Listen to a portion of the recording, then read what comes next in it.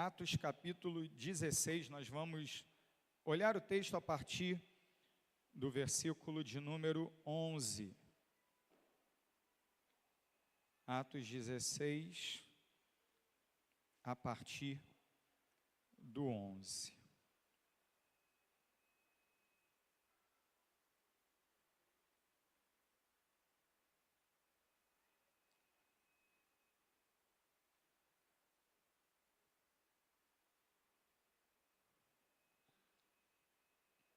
Queridos, nesse mês nós temos trabalhado o tema da família e aproveitando a nossa série que começou no mês passado, Ser Igreja, a gente quer olhar um pouquinho também acerca da relação entre a igreja e a família.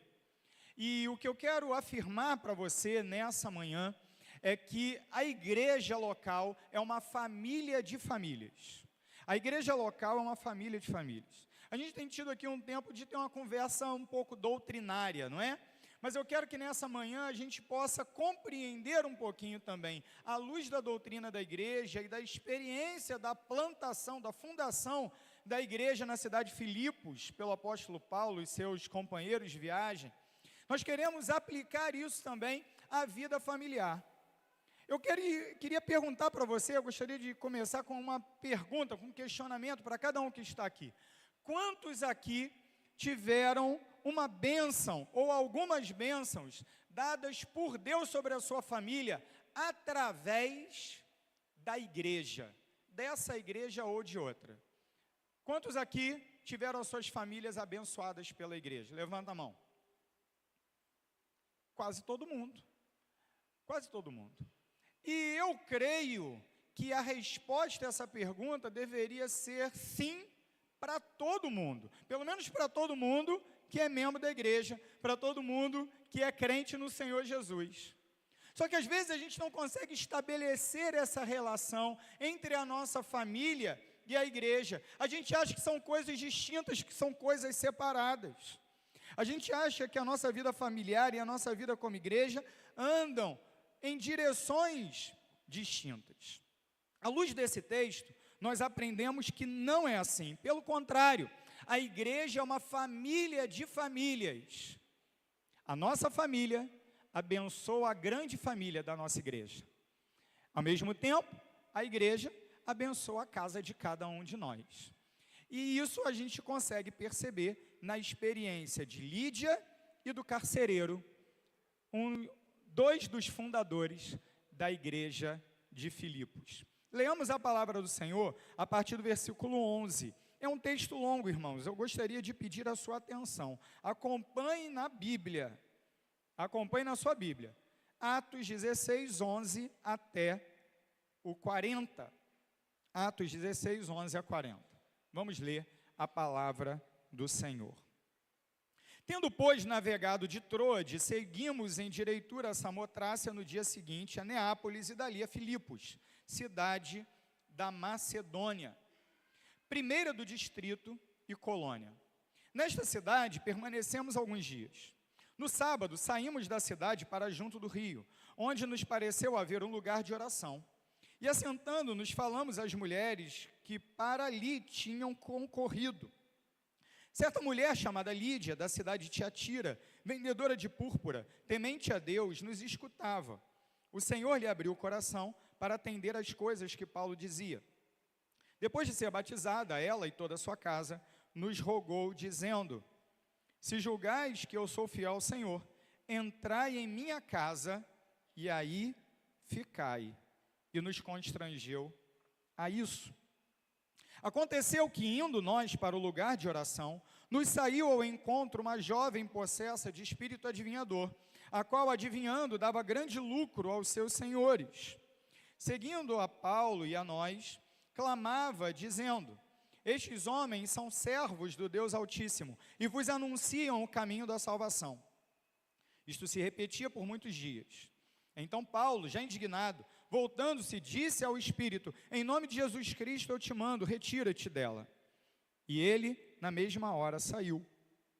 Vendo os seus senhores que se lhes desfizera a esperança do lucro, agarrando em Paulo e Silas, os arrastaram para a praça à presença das autoridades. E levando-os aos pretores, disseram: esses homens, sendo judeus, perturbam a nossa cidade, propagando costumes que não podemos receber, nem praticar, porque somos romanos. Levantou-se a multidão, unida contra eles, e os pretores, rasgando-lhes as vestes, mandaram açoitá-los com varas. E depois de lhes darem muitos açoites, os lançaram no cárcere, ordenando ao carcereiro que os guardasse com toda a segurança.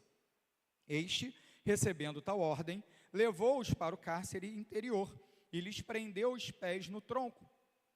Por volta da meia-noite, Paulo e Silas oravam e cantavam louvores a Deus, e os demais companheiros de prisão escutavam. De repente, sobreveio tamanho terremoto que sacudiu os alicerces da prisão. Abriram-se todas as portas e soltaram-se as cadeias de todos. O carcereiro despertou do sono e, vendo abertas as portas do cárcere, puxando da espada, ia suicidar-se, supondo que os presos tivessem fugido. Mas Paulo bradou em alta voz: não te faças nenhum mal, que todos aqui estamos. Então o carcereiro, tendo pedido uma luz, entrou precipitadamente e, trêmulo, prostrou-se diante de Paulo e Silas. Depois, trazendo-os para fora, disse: senhores, que devo fazer para que seja salvo? Responderam-lhe: crê no Senhor Jesus e serás salvo, tu e tua casa. E lhe pregaram a palavra de Deus e a todos os de sua casa. Naquela mesma hora da noite, cuidando deles, lavou-lhes os vergões dos açoites. A seguir, foi ele batizado e todos os seus.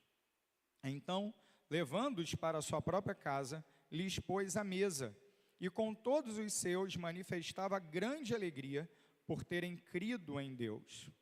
Quando amanheceu, os pretores enviaram oficiais de justiça com a seguinte ordem: põe aqueles homens em liberdade. Então, o carcereiro comunicou a Paulo essas palavras: os pretores ordenaram que fossem expostos em liberdade. Agora, pois, saí e ide em paz.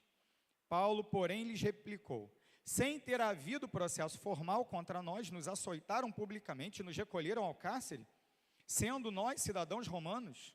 Querem agora, as ocultas, lançar-nos fora? Não será assim. Pelo contrário, venham eles e pessoalmente nos ponham em liberdade. Os oficiais de justiça comunicaram isso aos pretores, e estes ficaram possuídos de temor quando souberam que se tratava de cidadãos romanos. Então, foram ter com eles e lhes pediram desculpas, relaxando-lhes a prisão, rogaram que se retirassem da cidade. Tendo se retirado do cárcere, dirigiram-se para a casa de Lídia, e vendo os irmãos, os confortaram, então partiram.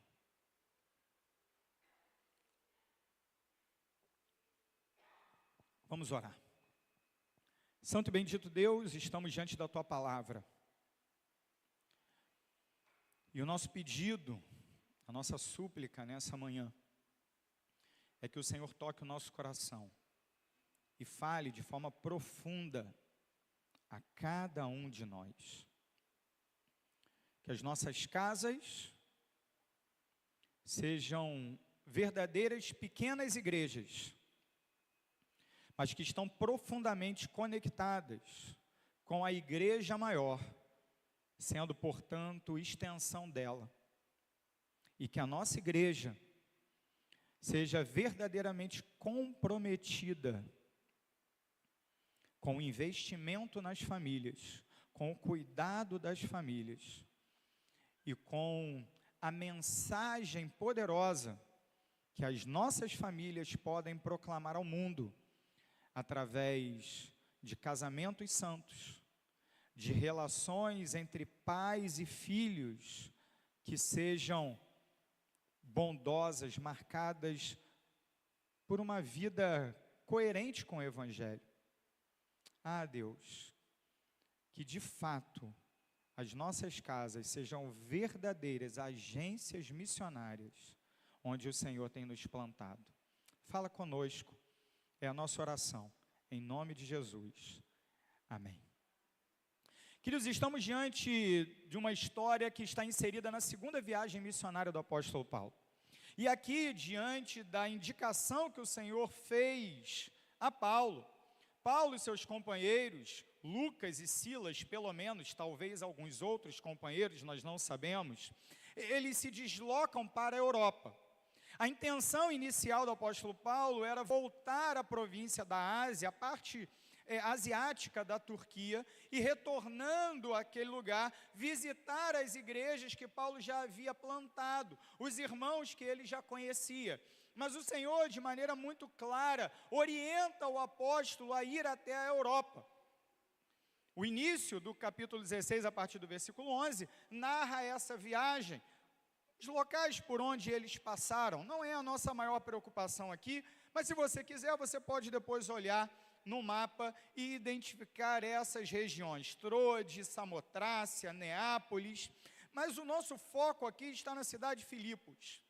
Como é dito pelo texto, a cidade de Filipos é uma cidade na Macedônia, e sendo uma cidade na Macedônia, ela está numa região europeia, está do lado europeu, daquilo que hoje é uma parte da Grécia, uma parte da Macedônia, ali, aquela região, continente europeu. E pela primeira vez, então, o apóstolo Paulo e a própria igreja cristã adentram na Europa e começam a proclamar o evangelho naquele lugar. Até então, a igreja estava restrita à Ásia, a Ásia Menor, a região da Palestina, algumas regiões do norte da África. Portanto, a chegada do apóstolo Paulo a Filipos é muito significativa para o avanço da igreja. Como se dá a chegada do apóstolo ali?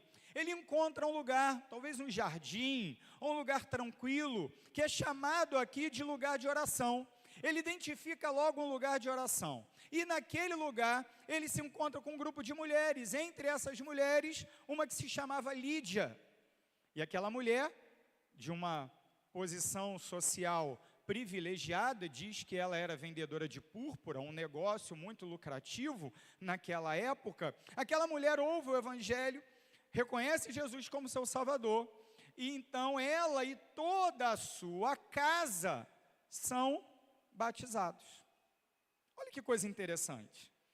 Versículo 14, versículo 15, nós identificamos como se deu a conversão de Lídia, e o texto de Lucas, o texto do autor do livro de Atos dos Apóstolos, deixa claro para nós que tudo isso aconteceu de maneira que a sua casa conhecesse também o Senhor Jesus como seu Salvador, e que na sua casa, agora num outro sentido, a igreja de Filipos começasse. É muito interessante quando lemos o versículo 15. Depois de ser batizada, depois de Lídia ser batizada, ela e toda a sua casa nos rogou, dizendo: julgais que eu sou fiel ao Senhor, entrai na minha casa, e aí ficai. O texto continua, e nós vemos que depois desse bom começo da igreja em Filipos, na conversão de Lídia, da acolhida de Lídia dos missionários em sua casa, há um incidente. Uma jovem que, possuída por um demônio, ela dava lucro aos seus donos, uma jovem escravizada, que era oprimida por pessoas e que a utilizavam como uma espécie de médium, de uma pessoa que fazia adivinhações. Aquela jovem, então, ela começa a falar com Paulo e os seus companheiros por diversas vezes. Chega um momento que aquilo indigna o apóstolo Paulo, e ele se volta contra aquele espírito imundo e expulsa o demônio, que na mesma hora deixa aquela moça. Nós não sabemos o que acontece com ela depois, mas eu quero crer, não está na Bíblia, tá? Que é só uma imaginação minha aqui. Eu quero crer que ela foi mais uma das membros fundadoras da igreja de Filipos. De um lado, uma família abastada dessa mulher chamada Lídia, que é batizada e que é alcançada pela graça de Deus. De um outro lado, uma mulher oprimida por demônios, é libertada pelo Senhor através do ministério missionário do apóstolo Paulo. Só que, evidentemente, isso gera uma grande reação. Que reação é essa? Os donos daquela menina, eles se revoltam e montam um complô contra Paulo e os seus companheiros. E ali eles são arrastados, presos, especificamente Paulo e Silas. A gente consegue perceber, pela leitura do texto, se você prestou atenção, que em alguns momentos aparece o texto na primeira pessoa do plural. Verso 16, por exemplo, aconteceu que indo nós para o lugar de oração, olha que coisa interessante, indo nós para o lugar de oração. No versículo 13, no sábado saímos da cidade para junto do rio. Por que o pronome nós está presente aqui? Porque Lucas, que é o autor do livro de Atos Apóstolos, ele estava viajando junto com Paulo. Ele estava acompanhando Paulo e outras pessoas nessa jornada missionária. Mas na hora da prisão, o Lucas escapou. Ficou só Paulo e Silas. E eles foram açoitados, com varas, diz o texto, violentamente, humilhados publicamente. E no final, encarcerados, numa cadeia terrível. Alguns estudiosos dos sítios arqueológicos lá da cidade de Filipos, eles identificam essa cadeia como um local incrustado na rocha, numa cadeia montanhosa. Então era uma espécie de prisão cavada na pedra. E as celas ficavam nas profundezas, nos lugares mais embaixo ali daquele buraco. Era literalmente um buraco. E Paulo e Silas estavam naquele buraco. Portões pesados limitavam a sua circulação. E além disso, eles eram presos por cadeias nas suas mãos e nos seus pés. Realmente era um grande sofrimento. Apanharam, foram humilhados e estavam presos por mãos e pés naquela prisão terrível. E o que eles fazem? Essa era a hora de reclamar, né? Essa era a hora de reclamar, mas eles não reclamam. Quando dá meia-noite, estão eles lá cantando, fazendo a vigília de oração, louvando ao Senhor, porque o Evangelho chegou naquele lugar, mesmo com todas as dificuldades, vale a pena servir a Jesus, porque pessoas vieram a conhecer a graça e a salvação que há somente em Cristo Jesus. E eles cantam, e eles oram, e eles clamam ao Senhor, e milagrosamente, Deus manda um terremoto que faz abrir as suas cadeias, que abre aqueles portões, e aquela cadeia toda, ela se desfaz, e eles estão agora com a possibilidade de simplesmente sair dali. Só que algo muito curioso acontece. Ao mesmo tempo que todos os portões e cadeias se abrem, ninguém vai embora. Paulo, Silas e os demais presos ficam ali, talvez por medo de todo aquele fenômeno. Também com muito medo, aparece então o terceiro, considerarei terceiro, membro fundador da igreja de Filipos, o carcereiro. E como aparece o carcereiro? O carcereiro aparece com a espada no pescoço. Ele vai se matar. E por que ele vai se matar? Porque, afinal de contas, a cadeia se abriu, a responsabilidade é dele, e agora todo mundo vai fugir, se é que já não fugiu. Na cabeça dele já não tinha mais preso nenhum lá, não é? Cadeia aberta, vai ficar o cara fazendo o quê? Ele vai se mandar, mas não se manda, todo mundo ficou lá, porque eles estão com medo de tudo aquilo que aconteceu, daquele grande terremoto. O carcereiro também com medo, ele vai se matar. Paulo fala, para aí, não se mata não, cara. Está todo mundo aqui. Ninguém foi embora, ninguém fugiu, estamos no mesmo lugar. Aí olha só a pergunta que o carcereiro faz no versículo 30. Depois, trazendo-os para fora, o carcereiro traz Paulo e Silas para fora da cela e pergunta o seguinte para eles: senhores, que devo fazer para que seja salvo? Sabe, queridos, eu imagino que aqui o carcereiro, ele não está perguntando o que eu vou fazer para minha alma ser salva. O que eu vou fazer para ir para o céu? Aqui, na verdade, ele está preocupado com o que vai acontecer com ele. Afinal de contas, a cadeia que ele é responsável se abriu. A culpa é dele.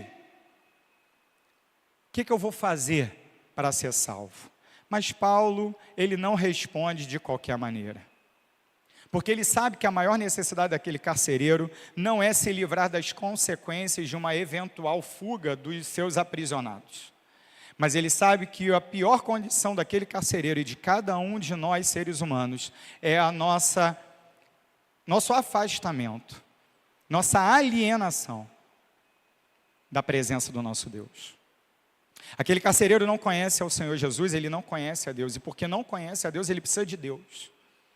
Ele precisa de salvação do seu pecado que o separa de Deus. Ele não precisa de mera salvação que vai fazer com que ele não seja morto, não sofra pena de morte, não. Ele precisa de salvação para a sua alma. E aí lemos o versículo 31. Responderam-lhe: crê no Senhor Jesus e serás salvo, tu e tua casa. E lhe pregaram a palavra de Deus e a todos os de sua casa. Naquela mesma hora da noite, cuidando deles, lavou-lhes os vergões dos açoites. A seguir, ele foi batizado e todos os seus.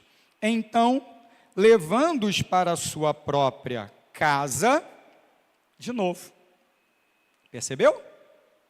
Lhes pôs a mesa, e com todos os seus manifestava grande alegria por terem crido em Deus. Do desespero que o levaria ao suicídio, grande alegria. E na sua casa, a igreja de Filipos prospera.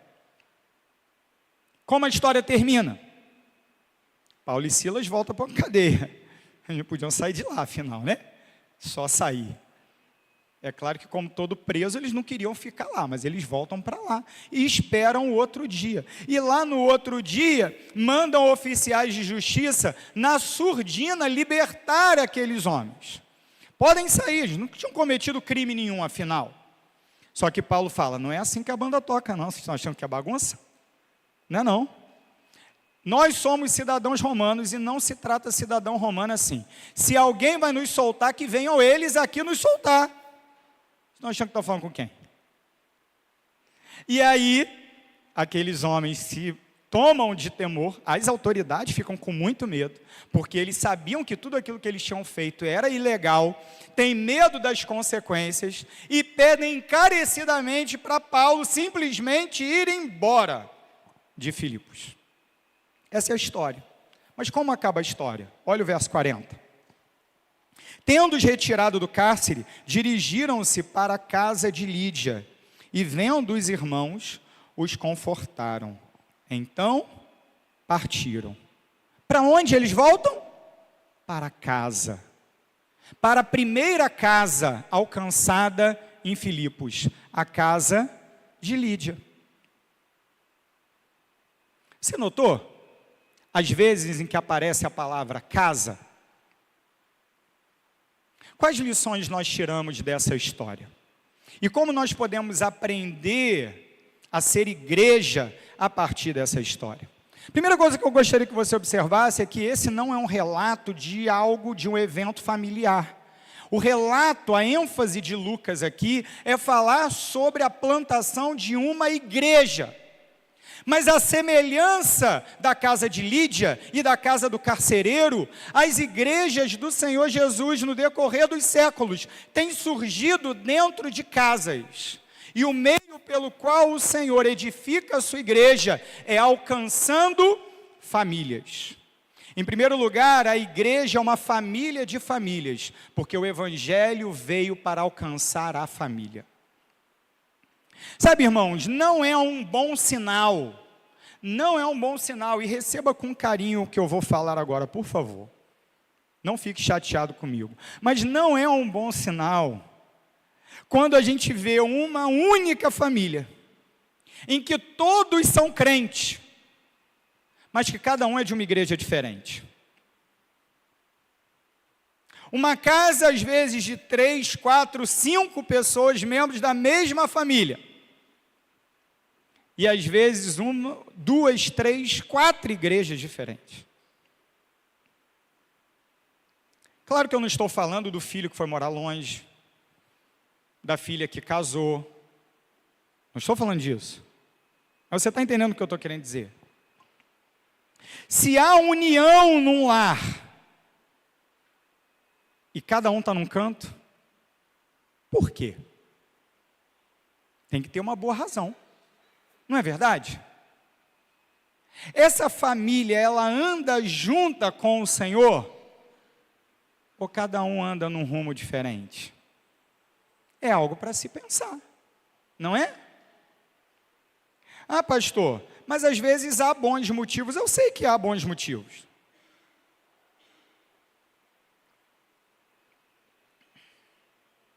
Existem processos, às vezes um muda de igreja, depois vai o outro, depois vai o outro. Às vezes alguém tem uma missão ainda a desenvolver naquela igreja antiga, tudo isso eu entendo, meus irmãos. Só que às vezes eu vejo anos, décadas, e eu fico me perguntando, por quê? Será que isso é saudável? Se o evangelho alcança a família e transforma a família, não deveria toda a família andar junta? Não deveria toda a família seguir no mesmo passo? Na mesma fé, no mesmo amor, na mesma comunhão? É muito interessante que nós lemos no versículo 15, eu já li e reli, mas eu quero que você preste muita atenção. Lídia foi batizada e toda a sua casa também. Toda a sua família foi alcançada através daquele primeiro encontro que ela teve no lugar de oração com Paulo e seus companheiros. Uma família foi alcançada através da conversão de uma mulher. E você sabe que do ponto de vista cultural, naquela época, por mais que Lídia tivesse posição, fizesse parte de uma família abastada, a mulher ela tinha uma posição muito desfavorecida em termos de influência social. E ainda assim, ela influencia os da sua casa, de modo que todos são batizados, que todos creem e que todos passam a fazer parte da igreja. Ela e toda a sua casa foram batizados. O evangelho, ele vem para transformar a família. E a família de Lídia, ela é mudada, transformada, alcançada por esse evangelho. E através dessa primeira família, nasce a igreja. A igreja é uma família de famílias. E essa família de famílias, ela transforma famílias com o poder do evangelho. Eu fico pensando na influência da minha avó. E aqui eu não quero mais falar de Lídia, eu quero falar de Maria, a minha avó paterna. A minha avó paterna, ela já é falecida, já há vários anos, mulher crente, piedosa, professora de escola dominical mesmo com pouco estudo, comprometida com Deus, com um marido não crente. O meu avô, Nelson, ele se dizia inconvertível. Ele usava essa palavra, acho que ele inventou. Não deve estar no dicionário. Ele dizia que ele era inconvertível, impossível de ser convertido. E durante o início do casamento, eles viveram muitos desafios, porque no início do casamento, meu avô ele tinha o hábito da bebida, ele vivia em festas. Sempre um homem honesto, sempre um homem correto, mas que tinha uma vida de carnalidade. Por conta da influência da minha avó, conforme os filhos foram vindo, ele abandonou os vícios, abandonou essa prática, mas continuava inconvertível. Continuava longe da igreja, longe de Jesus e longe do evangelho. A minha avó, então, criou sozinha, sem carro, quase sem ônibus, numa rua de chão, andando vários quilômetros, 4 crianças, 4 filhos, de idades muito próximas uma da outra. O meu pai, ele era o terceiro de 4, e os outros filhos da minha avó, todas mulheres, 3 irmãs, tia Nelma, tia Nilma, meu pai Nerval e a tia Neuza, a mais nova. Hoje estão vivos a mais velha, tia Nelma, e a mais nova, tia Neuza. Tia Nilma faleceu em 2020 e o meu pai esse ano. Todos servos do Senhor. Criados debaixo do conhecimento da admoestação da palavra de Deus. Dia após dia, culto após culto, manhã e noite no domingo, a minha avó saía com 4 crianças, sem estrutura nenhuma, crianças pequenas, e levava todos para a igreja. Mas não era só a igreja não, queridos. Aquela mulher, mesmo não sendo chefe da sua casa, ela transformava a sua casa numa pequena igreja. O evangelho tinha que alcançar a sua casa. De que maneira? Através do proceder dela.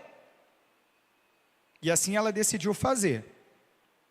Cuidando bem do seu marido, mas evangelizando a ele, através da evangelização dos seus filhos. E enquanto pregava para as crianças, o meu avô ia ouvindo, e ouvindo, e ouvindo. E passaram-se os anos, e passaram-se as décadas, e vieram os netos, e vieram os bisnetos, e o meu avô continuava dizendo que era inconvertível. Meu avô faleceu com 86 anos. Com 84 anos, o meu pai o batizou. 2 anos antes dele ser chamado à presença de Deus. O Evangelho, ele quer transformar a família. Mas às vezes a gente desiste no processo. Às vezes a gente não persevera. Às vezes a gente acha que não vai dar certo. Às vezes a gente diz, e o meu marido já desistiu, a minha esposa já desistiu, meu filho só problema. Você já experimentou transformar a sua casa num lugar onde o Evangelho manifesta o seu poder? Em primeiro lugar, a igreja é uma família de famílias, porque o Evangelho veio para transformar famílias. A minha e a sua família precisam ser transformadas, moldadas pelo poder do Evangelho. Quais são os projetos que você tem para a sua família enquanto agência do Evangelho? Porque se de um lado o Evangelho transforma famílias, de outro lado, Deus quer usar as nossas famílias para transformar pessoas com o Evangelho. É isso que acontece com Lídia. Tanto que lá no versículo 40, como nós encontramos o apóstolo Paulo? Na rota da casa de Lídia, mais uma vez.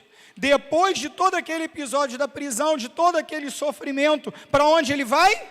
Para aquela casa. Você sabe, já deve ter ouvido isso em algum lugar, que a igreja primitiva ela não tinha lugar de culto. Que a igreja apostólica ela não tinha templos, como nós temos hoje. Hoje nós temos essa construção que nos abriga todos os dias. Naquela época não era assim. A igreja ela se reunia nas casas. Passam-se alguns anos, na verdade, pelo menos aí uns 100 anos, 100 a 150 anos, até aparecerem as primeiras casas que foram transformadas em templo. Nem foram construídas propriamente para isso, mas as primeiras casas que foram transformadas em templo. E aí dali um pouco, locais que eram mesmo construídos para ser templo. A gente está acostumado a dizer assim, eu vou para a igreja. E a gente quer dizer esse endereço.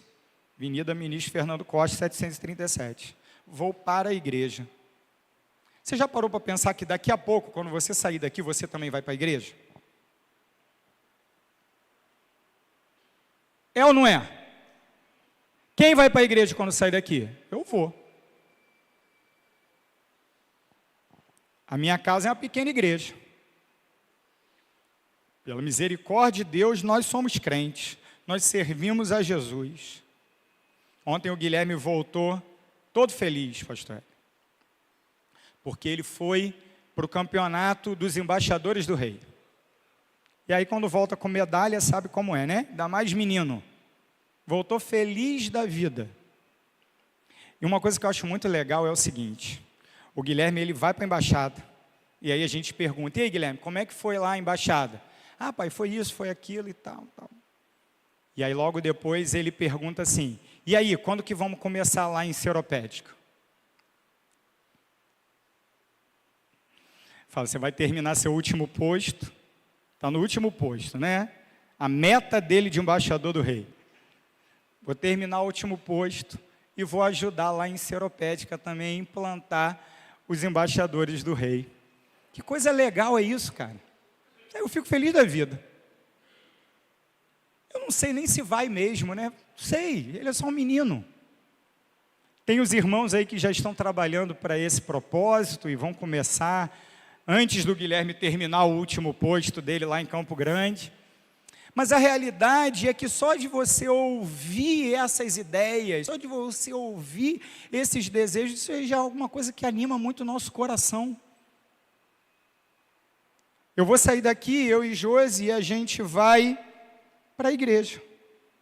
A igreja, ela tem uma extensão na nossa casa.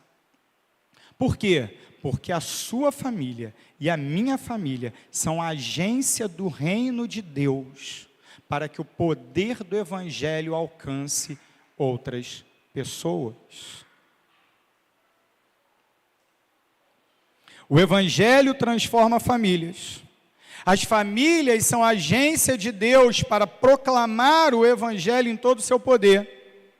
Mas esse episódio do carcereiro, ele é especialmente significativo. A gente poderia aqui pregar horas só com base no versículo 31. Alguns, inclusive, transformam isso aqui em todo um debate teológico. Crê no Senhor Jesus, será salvo tu e a tua casa. Quer dizer que a fé de um salva todo mundo? Logo, o pessoal transforma isso numa confusão, numa briga doutrinária. Quer dizer que um se converte, então todo mundo tem que se converter também? Calma, irmãos. Essa não é a ênfase do texto. A gente tem que ler o texto dentro do seu contexto. O que nós temos aqui? Nós temos um processo onde Deus usa Paulo, Silas, Lucas e outros para alcançar famílias. E aquele homem, ele queria se preservar e preservar a sua família através do suicídio. O recurso que ele tinha para poupar sofrimento maior para si mesmo e para poupar qualquer tipo de represália contra os seus, por causa daquele evento da abertura das celas e tudo mais, era acabar com a sua própria vida. O apóstolo Paulo diz, não faça isso. Crê no Senhor Jesus.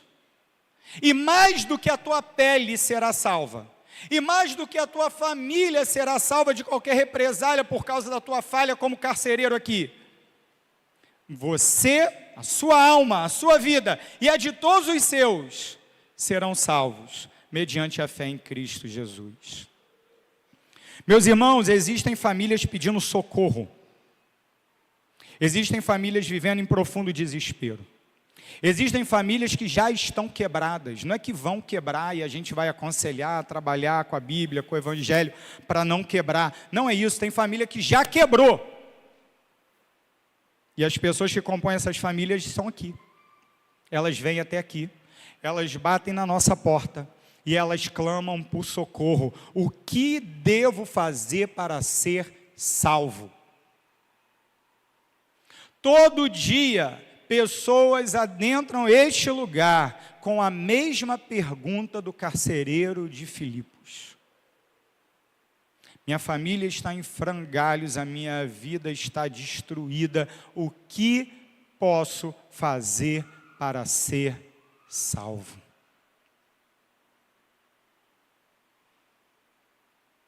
A família é a agência de salvação. Deus, ele pretende salvar famílias.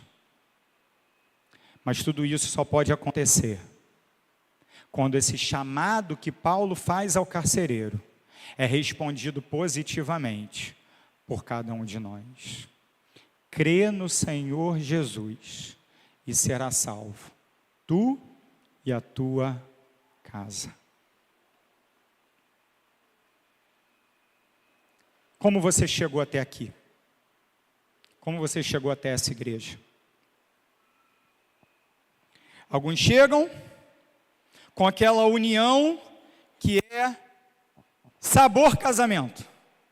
Sabe o que eu quero dizer? Entendem o que eu quero dizer? Tem essa trend aí do sabor, alguma coisa? Então, as pessoas moram juntas, mas não se casam. As pessoas querem viver o bônus da vida conjugal, mas não as suas responsabilidades. Não tem como dar certo isso, irmãos. E as pessoas chegam aqui assim. Confusão. Não sabem nem que tipo de relacionamento tem com a pessoa que vive na mesma casa e que dorme na mesma cama que ela. Há pessoas que chegam até aqui, talvez você seja uma dessas pessoas, que chegam com o casamento desfeito. Alguns talvez já no segundo, terceiro relacionamento. Outras pessoas chegam aqui com o casamento por um fio, prestes a ruir. Outras pessoas chegam aqui com os filhos perdidos. Outros chegam aqui com os filhos totalmente distantes, sem nenhum tipo de relacionamento de amor entre pai e filho. Outros chegam aqui odiando o seu próprio irmão de carne e sangue. Outros chegam aqui com crises profundas no campo das suas finanças. A questão das finanças familiares. Eu não sei como você chegou, eu não sei como você está, mas você sabe. E a solução continua sendo exatamente a mesma. Crê no Senhor Jesus e será salvo, tu e a tua casa. O que aprendemos desse texto? Em primeiro lugar, queridos, esse texto nos desafia a verdadeiramente permitirmos e desejarmos a transformação do Evangelho nas nossas casas.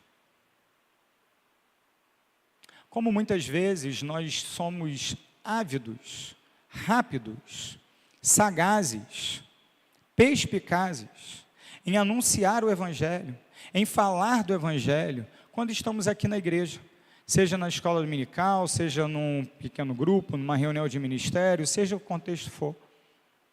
Na igreja a gente é bom de Bíblia, na igreja a gente é bom de retórica, a gente tem homilética, a gente tem didática. Mas em casa a Bíblia não passa nem perto da nossa mesa. Em casa a gente fala do futebol, a gente fala do tempo, a gente fala dos problemas do trabalho, a gente fala de um monte de coisa, mas não fala da Bíblia. Não acontece isso? Permita e deseje que o Evangelho transforme a sua vida familiar. Se ainda há alguém na sua casa que não conhece o Senhor Jesus como Salvador, não tenta ficar debatendo teologicamente. Não tenta ficar convencendo por força a pessoa a crer como você crê. Viva o Evangelho e fale naturalmente de Jesus. A mudança vai acontecer. Por mais inconvertível que seja o teu ente querido, em algum momento, se o Espírito agir e regenerar, e transformar, e convencer, não há quem possa resistir. Não há. Não há quem possa resistir. Quando a graça faz, ela faz e acabou. Qual é a nossa parte? Lançar semente. Todos os dias. Todos os dias. Todos os dias. Com amor. Em paz. Regado à oração. Debaixo do temor do Senhor. Segundo desafio que nós temos dessa passagem, desse texto, é de fato transformar a nossa família numa agência missionária. Como você pode fazer isso? No seu boletim, toda semana a gente prepara um estudo de pequeno grupo. Você já experimentou chamar um vizinho? Ah, pastor, eu não sei, eu não tenho doutrina, não tenho seminário, eu não tenho estudo bíblico, eu não tenho... Meu filho, você não precisa de nada, é só você ler o que o pastor já escreveu. Está escrito aí, ó, facinho. Você lê a pastoral, a gente se esforça para fazer numa linguagem bem tranquila, qualquer um consegue entender. Você lê a pastoral, que é o resumo dessa mensagem. Nada demais, É aquilo que a gente está falando aqui, é o que está no seu boletim. Você lê a pastoral. No final você tem um quebra-gelo, para provocar discussão. 3, 4 perguntas para o pessoal participar. Não é para você pregar, não. É porque também tem crente que gosta de ser pregador, né? Tudo bem, seja pregador na igreja, na escola dominical, na praça. No pequeno grupo, não seja pregador, não. Seja simplesmente aquele que faz perguntas e deixa a pessoa falar. Ah, mas tem um vizinho meu lá que só fala abobrinha. Se o seu vizinho só fala abobrinha, depois dele responder as abobrinhas dele, você conserta. Em amor, numa boa. Entendeu? Sem confrontar, sem brigar, sem debater, nada disso. É uma receita simples, uma fórmula básica de você transformar a sua casa numa agência do reino. Agora, é claro, não tem como isso dar certo se os teus vizinhos vivem ouvindo vocês gritando, vivem ouvindo os vasos quebrando na sua casa, né? Aí não vai dar certo, irmão, porque tudo vem do teu testemunho. Se você tem testemunho, teu vizinho vai te ouvir, e ele vai receber essa palavra, e o Espírito Santo na hora certa vai fazer essa palavra frutificar. Ok? Quem aqui vai abrir a sua casa para ela ser uma agência do reino? Levanta a mão. Os outros que não levantaram é porque não tem testemunho. Vão para a disciplina. Ué, é a única coisa que a gente tem que fazer, pastor Hélio, pastor Rogério, pastor Daniel. Ficaram atentos aí? Eu vou fazer a pergunta de novo. E vocês olhem, pastor Heber, pode olhar para trás, pastor Rogério já está lá na porta e o Daniel olha a galeria. Né? Se quiser, tirou a foto. Porque não é possível. Porque não é possível. Talvez você já esteja dormindo, eu entendo essa hora. Mas eu vou fazer a pergunta de novo.